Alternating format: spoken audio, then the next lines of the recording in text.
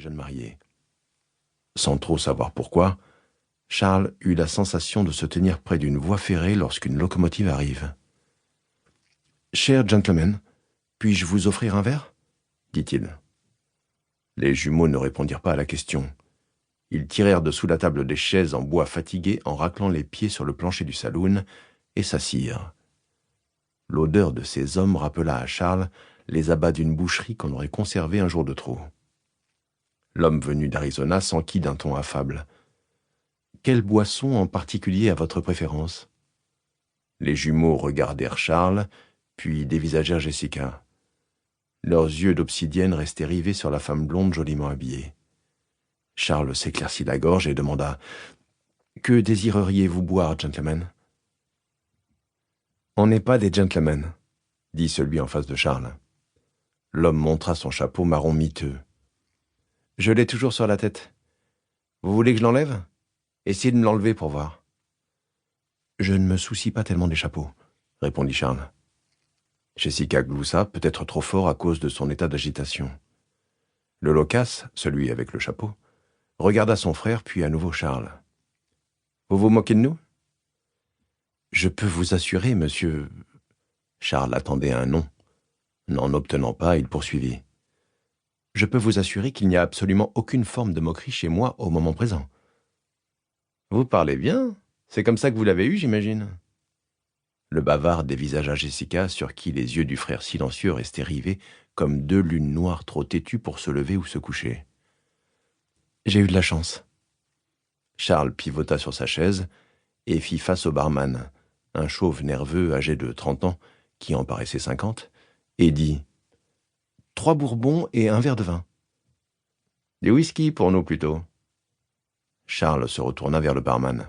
« Remplacez 2 des bourbons par des whisky. »« On prendra une bouteille, » corrigea le loquace. Le barman regarda Charles.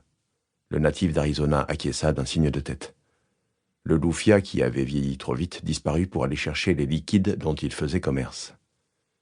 Charles, la peur amoindrie par sa capacité à engager une partie de son considérable héritage dans cette fâcheuse situation, se cala confortablement contre le dossier de sa chaise et demanda « D'où êtes-vous, chers amis ?»« C'est pas votre affaire, » dit le loquace. Puis il dévisagea Jessica. « Elle a de bonnes manières. Ça se voit qu'elle n'a pas trop travaillé avec les mains qu'elle a. Et toute cette douceur... » Le barman apparut près de la table, posa un verre de vin, un verre de bourbon et une bouteille de whisky.